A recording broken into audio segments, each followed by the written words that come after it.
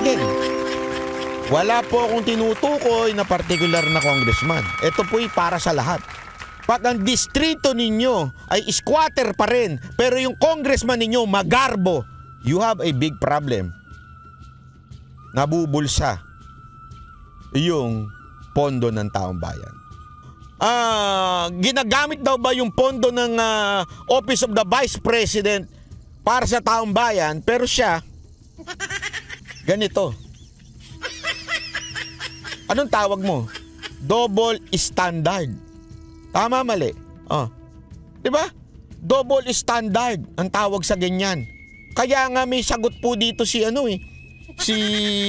si Marcoleta eh. Ito, pakingge si Marcoleta. Papakita ko lang sa inyo. Ito. Ikaw hindi ka marunong mag-promispeto eh. 'Di ba? Bago mo invoke yung public trust, public office is a public trust. Tingnan mo sa sarili mo if you are competent enough to exercise that trust. Hindi, ayaw mong igalang eh. Ba't Office of the President ang pinatawag nyo? Wala po bang notice of disallowance sa mga OGCs? Napakarami. Sa mga opisina ng mayor, gobernador, AFP at saka yung PNP. Yun ang sinasabi ni Marcoleta ditong paulit-ulit. If we want a standard to be imposed to a certain office or department, dapat pantay-pantay. Hindi lang sa isang departamento o in this particular instance is the Office of the Vice President. Dapat sa lahat. Kaya ko nga pinakita ito sa inyo, yung mga di umano, mga pagmamay-ari o wealth is simply saying na itong si Abante ay double standard na congressman. Kaya na lang, pati dito, sinasabi ngayon ni Marcoleta, pati doon sa pag-judge ninyo sa Office of the Vice President, double standard kayo. Bakit yun lang ang pinupunan ninyo? Ang daming may confidential funds, ang daming ganito. Even the Office of the President may confidential funds. Nagbigay kayo ng courtesy sa kanila. Bakit dito sa Office of the Vice President, which is, yan naman lagi ang ginagawa ng bawat gobyerno. Matagal na ho, nagkakaroon ng courtesya. Bakit po nagkaganon? Dati naman hindi po kayo nagtatanong o gawa-gawa na lang o sinadya po ninyo ngayon. Sapagkat kung tutuusin, parang may immunity eh. Dahil nga doon sa tradisyon eh. Wala naman tinatanong noon eh. Maliban lang ngayon. Ngayon lang kayo naglulundag. Yung sinasabi nga natin, nagdadadamba kayo, halos nag-aagawan kayo na kayo ang mauna. Ayaw daw po nila ng mga naglulundag. Naggigit-gitan kayo. Gigil kayo. Na magtanong. Di ba? Ikaw hindi ka marunong mag-promispeto eh. Di ba? Bago mo invoke yung public trust, public office. So, ayan yung sinasabi. Ang problema kasi, kaya tuloy, ayan. Ito mga kababayan. Ito, ipapakita ko lang sa inyo. Napaka-importante nating maunawaan ito eh. Napaka-importante nating maunawaan po ito. Kasi, alam niyo kung bakit? Eto, since you are a bishop of a Christian church, I will use yung mga karapat-dapat sa iyo. The same judgment that you are doing with the office of the Vice President is the same judgment that I'll be using against you, Mr. Bishop, Congressman Abante. Eto, ba't ko nasabi? Eto yan, no? Sabi nga dito sa Matthew 7 verse 2, for in the same way you judge others, you will be judged, and with the measure you use, it will be measured against you. Gusto mo, di ba? Ito ang ginagamit mong panghusga sa Office of the Vice President. Yung wealth, yung ginagamit ba ng tama yung pondo ng bayan, the same judgment I will use against you. Since you pretend to be the bishop and pastor of such church, I will use the same to you, Mr. Bishop. Bakit? Sabi po ng Biblia for in the same way you judge others, you will be judged with the measure you use. It will be measured to you. Ibig sabihin, pinupuna mo sa paggamit ng pondo ng taong bayan ang Office of the Vice President. Now, the same way people are judging you. How are you using your budget as a congressman? That's the question. The same question I will be asking to you right now. Ginamit mo ba ang pondo ng ng iyong opisina bilang public official para sa mga constituent mo? Second, ginamit mo ba ng tama yung ikapo ng iglesia mo? Hello? Bishop? Hello, Bishop? Tatanong ko sa iyo ito, Bishop. Dalawa eh. Ulitin ko the same judgment that you are doing with the Office of the Vice President is the same question I'll be asking you right now. Ginamit mo ba ng tama ang budget ng opisina mo sa Congress? Pangalawa, the same judgment. Ang lakas nyo makapo na kay Pastor Kibuloy tungkol sa kanyang wealth. I will ask you the same question. Saan mo ginagamit ang ikapo ng iglesia mo? Remember, there's a big difference between you and Pastor Kibuloy. Si Pastor Kibuloy, yung wealth niya, nandun ginagamit para sa buong iglesia. As a matter of fact, you would never, wala pa akong nakita na talagang naging extravagant siya sa personal na gamit niya. Paano yung aeroplano? Paano yung ginagamit niya yung para makapunta siya sa kabilang church na mabilis. And again, paulit-ulit ko sinasabi to. I am not promoting and saying that Pastor Kibuloy doctrine or faith is true. Never kong sinabi yan. Hanapin nyo sa lahat ng live ko, never kong sinabi yan. I never promoted yung kanilang doctrine because I have different understanding on their doctrine. Second, never ko din pinromote ang religion nila o ang KOJC. Never. Hanapin mo sa lahat ng live ko, wala. What parang pinaglaban ko sa kanila ay ang vlog natin sa kanila, it's the treatment of the government bilang ordinaryong Pilipino. Pinaglaban ko not their religion, pero yung karapatan nila bilang Pilipino.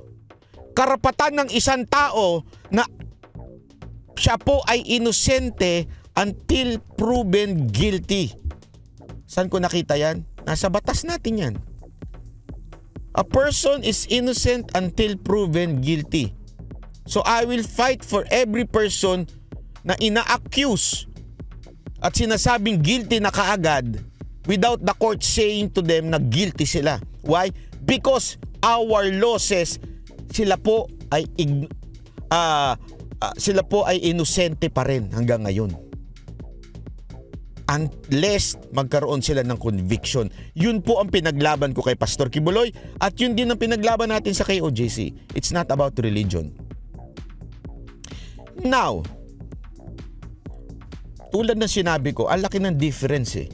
Si Pastor Kibuloy, kung makikita ninyo, yung mga extravagant sa kanila, yung kingdom nila, yung prayer mountain nila, which is sino gumagamit? Siya lang ba mag-isa na gumagamit nun?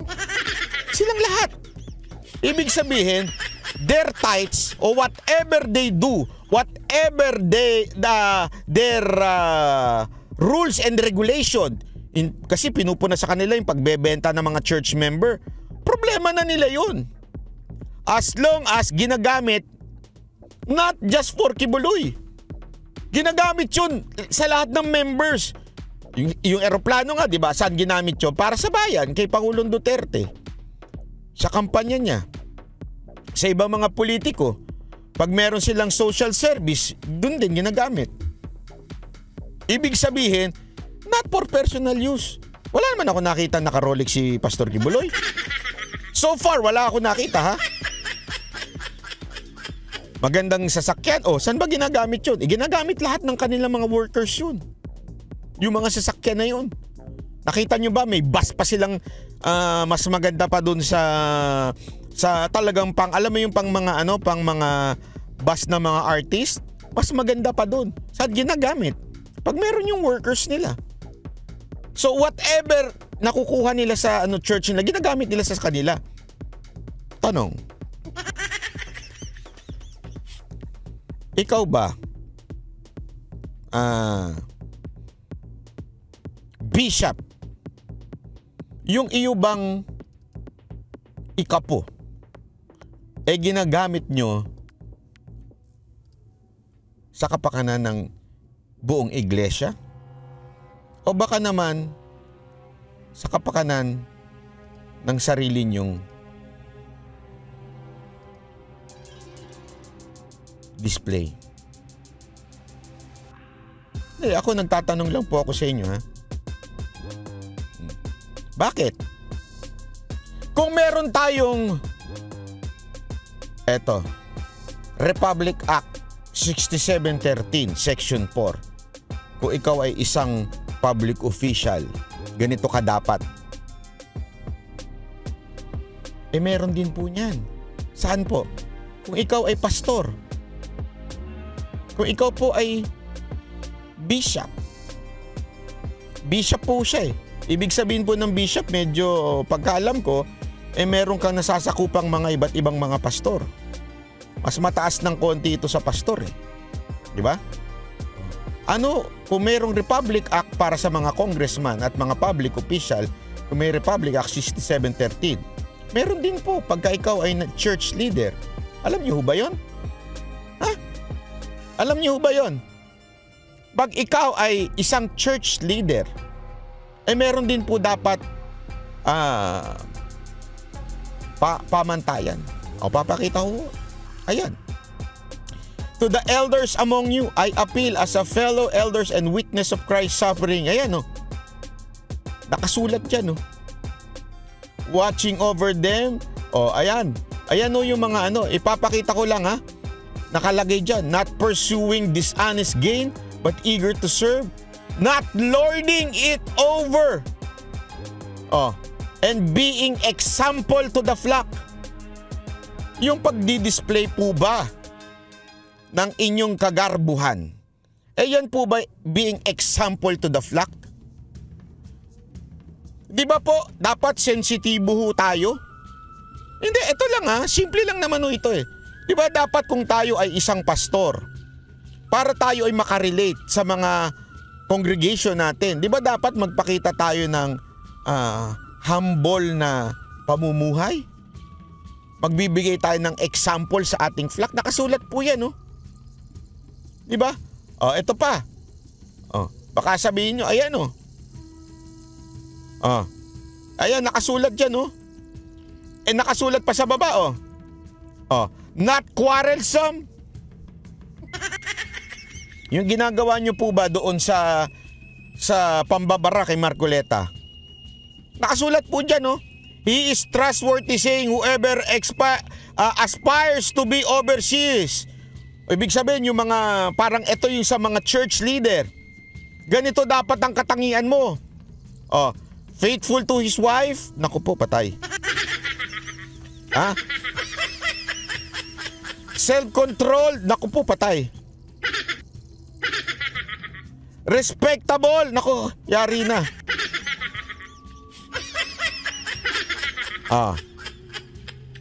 Not violent but gentle. Nako, yari ka. Batla, para atang opposite lahat. Not quarrelsome. Nako po, Bishop, you're not just a congressman. Remember, you are a bishop and I rebuke you. Hala mo, bakit nagagalit ka pag nire-rebuke ka? Porket bishop ka, wala nang karapatan ng tao na i-rebuke ka, ganon? Ano ba nakasulat dito? Not lover of money. Hello? Ano masasabi sa'yo ni Abalos? Ikaw talaga. Ikaw talaga. Not a lover of money. Mga kababayan, tanungin ko po kayo. Tanungin ko po kayo. Ayan ang mga video at picture. Yan po ba ay not lover of money? Kayo po ang sumagot. Hindi ko huhusgahan si Bishop. Kayo na po, mamamayang Pilipino ang sumagot. Is it not lover of money yung ganyan? Kayo. Eto pa. Baka kala nyo tapos na. Bakit to ba importante yan? Ha? Kasi nga ito Ito ang pinaka-importante sa lahat. Since you are a bishop, you are the leader of your flock, you are the leader of your congregation, ano dapat ang gawin mo? Ayan. You should be Christ-like. Remember, ano ba ang ibig sabihin ng Christ-like ka? In your relationship with one another, have the same mindset as Christ Jesus. Pareho dapat kayo daw. Diba kasi nga si Pablo sabi niya, imitate me as I imitate Christ. Kasi leader si Pablo dun yun ang sinasabi niya. O ano po ba si Kristo? Who being in very nature God, did not consider equality with God something to be used to His own advantage. Nung nagkatawang tao ang ating Panginoong Yesus, even if in very nature God, pwede sana siyang dumating ng bonggang-bongga. Pwede sana siyang dumating with all the angels. Kaya niya i-command yun. Why? He is God. Very nature, God. Paano ho siya na pumunta sa lupa? In a very humble way. Pinanganak siya sa manger kung saan yung mga hayop na andun. That's the example of being a humble person. Ayan He did not consider equality with God something to be used to his own advantage. Rather, he made himself nothing. As in, wala. By taking the very nature of a servant, being made in human likeness, and being found in appearance as a man, he humbled himself by becoming obedient to death and even death on a cross. Alam niyo ho ba, nung panahon na yan, ang pinakamatinding parusa ay yung ipako sa krus. Yan po ang parusang ibinibigay sa mga kriminal. Sabi nga, kasi nung panahon na yan, maraming ways nung namamatay. Okay? Parusa. Yung iba nga, they are even proud na mapatay ng ibang paraan. Bilang may honor. Ganun ang gusto nila. By the sword sila namamatay. With honor. Okay? Pero pag ikaw ipinako sa krus, yan ang pinakamatinding nakaka-humiliate, nakakababa. And yet, the Lord Himself ay nagpasagmit dyan. Ganun. Pinanganak ang Panginoong Hesus in all humility. Namatay ang Panginoong Hesus with all humility. Kasi nabuhay din siya with all the humility. And church leaders should be like that. Hello? With all humility, walang pagpapakita ng kagarbuhan sa buhay. Kung merong code of ethics ang mga public officials, meron din po ang mga church leader. They should follow Christ, the way He lives, He was born in sa kanyang pagkamatay. Tanungin ko kayo mga kababayan. Do you think Bishop and Congressman Abante ay ganito mabuhay? Kayo po. Kayo po ang tinatanong ko mga kababayan. Hindi ko po siya uhusgahan. Bakit? Ayoko matulad sa kanya. Kaya nga po, pinipresenta ko lamang sa inyong katotohanan ng legal na nasa batas natin at ang kanyang tinuturong Biblia, ipinapakita ko din sa inyo. Dalawa ang pinakita ko sa inyo. Doon sa dalawa na yon, sinusunod niya bang pareho yon? O hindi? Hindi, di ba? Ako nagtatanong lang. Sinusunod niya po ba yon o hindi? Kayo ho ang magsabi.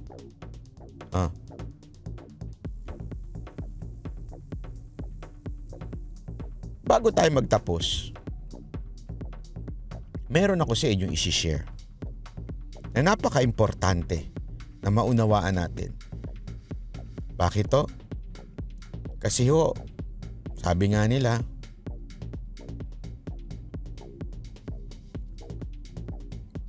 we are living in the last days. Therefore, ano po ba ang meron sa last days? Sabi nila malapit na daw tayo sa second coming of Christ. Ano po ba ang meron dyan? Meron po bang relasyon yan sa politika? Abay, meron! Meron na meron!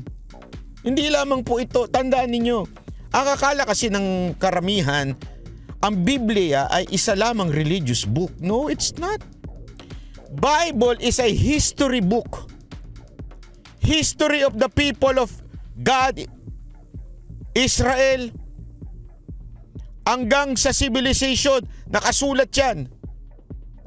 The entire civilization of human beings, nakasulat sa Biblia. Until to the end, it is written. Ganong katindi ang Biblia po. Nakasulat lahat.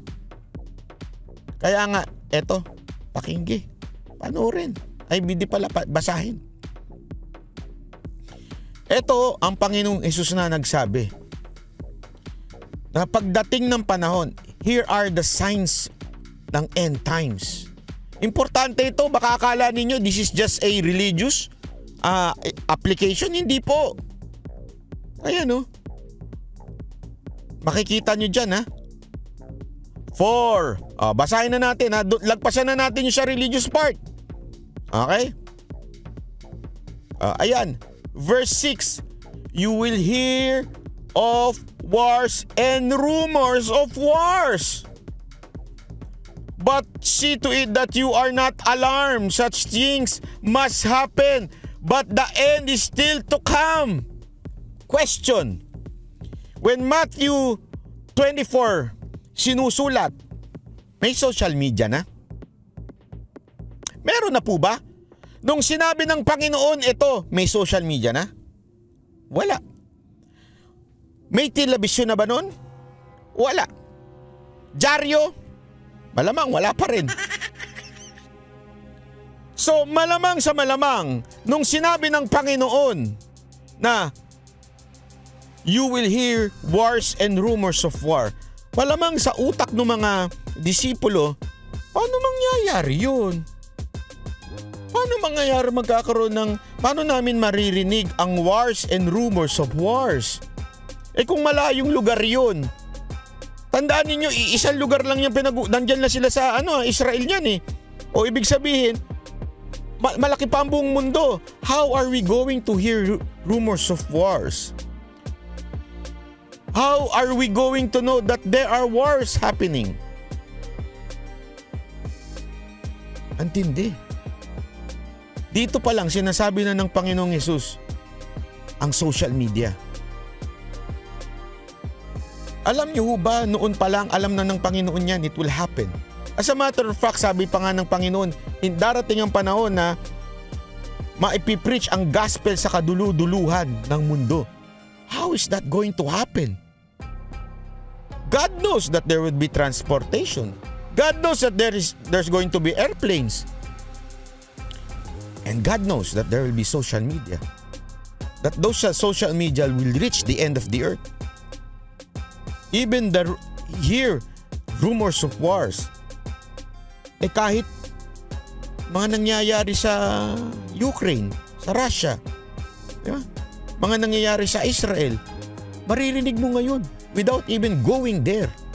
Why? Because of social media.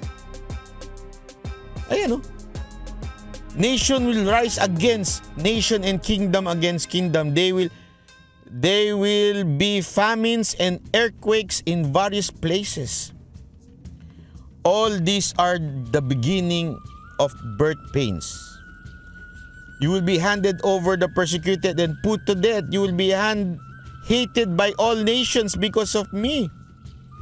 Did you know that Israel right now is in the middle of a nations na hindi naniniwala sa Panginoong Hesus? And they are hated by people.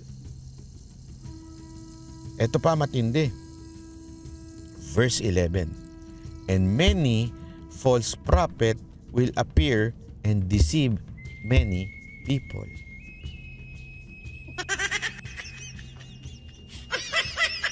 Ano ibig sabihin yan? Ibig sabihin po, merong mga susulpot na may hawak na Biblia and they will deceive people. Kasama po ba ang mga pastor dyan? Yes!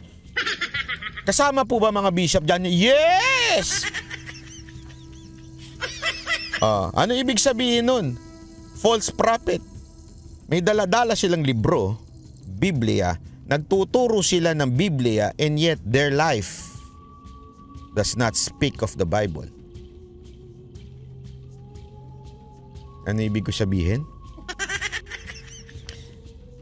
The life of Christ is not reflected on their life. Kung full of humility ang ating Panginoong Hesus, sila bit-bit ang Biblia pero puro kayabangan ang nasa katawan. That is a sign of a false prophet, mga kababayan.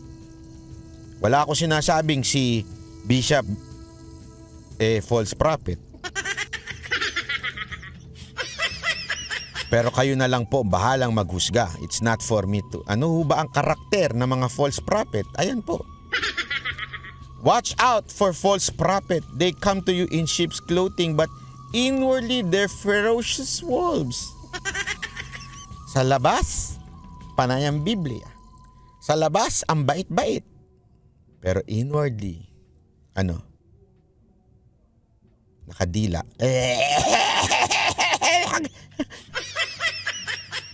Banat bayan, sinasabi mo nakadila? Parang may nakita akong picture na nakadila. Ang ganda dito ang verse na ito eh. But their fruit you would recognize them. Do people pick grapes from thorn bushes or figs from thistles? Likewise, every good tree bears good fruit, but a bad tree bears bad fruit.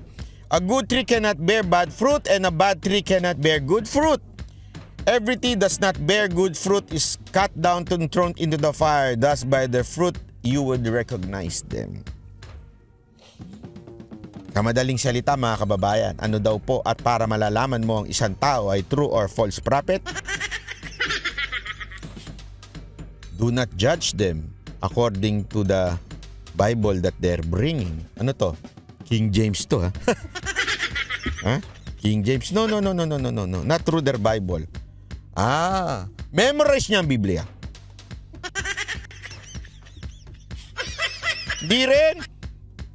Di porket magaling makipag-debate, magaling sa Biblia, memorize ang Biblia, yun na ang tunay. Wala sinabing gano'n ng Biblia. Ano sinasabi ng Biblia? You would recognize them by their fruit. Ayan po ang linaw. By their fruit, you would recognize them. Anong ibig sabihin? Yung sa Biblia, dito kasi yung Biblia ko. Yung Biblia, hindi lang may pera pa. Hindi lang nakasulat. Nakikita sa buhay nila. Yung humility ni Christ, nandun sa buhay nila. Yung hindi magarbong buhay ng Panginoon, nandun sa buhay nila. Yung pag-uugali nila, hindi sa dami ng memorize. Hindi sa title. Pastor? Hindi. Bishop? Hindi rin. Nasa ugali nila. As a matter of fact, you would recognize them on how they respond sa mga persecution. if they still love. Nasa Biblia po yan. Kung sila ay nagmamahal pa rin sa kapwa o nambabastos. Are you rebuking this committee? Why am I supposed to rebuke the committee? I am You not. have been saying things for a while. What? You have been rebuking this committee. You are saying that. We're not blaming the Vice President on this. I asked Honorable the Marcoleta, question. we I asked are the not question. You do not have blaming the right to demand that. One minute suspension is...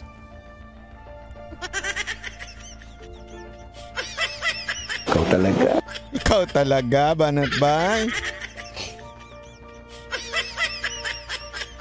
Basta ito lang masasabi ko sa inyo. Belat. Ay, nagulat ka man ako. Sabay ko ang picture na yan. Pambira naman, oh. Oh. Huwag nyo ilabas yung picture na yan. Naalala ko si yung gumaganong-ganon na nakuha na ng video. Yung may ka-video call. Parang gano'n. Mga kababayan, simpleng-simple lamang po sa buhay natin ngayon. Kung meron mga false prophet, meron din pong mga false public officials. Kaya may relationship yun yan. Merong mga false prophet na nagsasabing ililigtas ka. Ha? Merong mga false prophet na nagsasabing sumanib ka sa kanilang relihiyon at ikaw ay maliligtas. At meron din pong mga public official na nagsasabing kami ay nagsisilbi sa publiko. Kami ay ihalal ninyo at kami ay magsisilbi sa inyo. If there's false prophet, there are also false public officials. It's not for me to judge kung sino yung false prophet. It is God's. Ito po ay masasabi nating Panginoon lang ang makakapagsabi kung isang tao ay tunay na may relasyon sa Panginoon o wala. Hindi po ako. What I did was inilabas ko lamang po sa inyo through scripture kung ano ang definisyon at kung sino-sino ang may karakter ng false prophet. At the same time, hindi ko rin po kayang sabihin kung sino talaga ang mga may public interest o sino talaga ang public servant na mga politiko. It is for you to determine. Kaya nga there's an election, di ba? Yung lugar ninyo, hello, gaano kayaman? Sige. Yung nasasakupan ng congressman ninyo, gaano kayaman? Nagre-reflect ba sa kayamanan ng mga congressman ninyo? Kung ang mayaman lang ay yung mga congressman nyo at yung lugar ninyo squatter pa rin hanggang ngayon, may problema kayo matindi. Bakit? Yung pera ninyo dapat sa inyo, nanakaw na. Again, wala po akong tinutukoy na particular na congressman. Ito po'y para sa lahat. Pag ang distrito ninyo ay squatter pa rin, pero yung congressman ninyo magarbo, you have a big problem. Nabubulsa yung pondo ng taong bayan. Yun lamang po. Maraming salamat. Ako po si Banat Bay.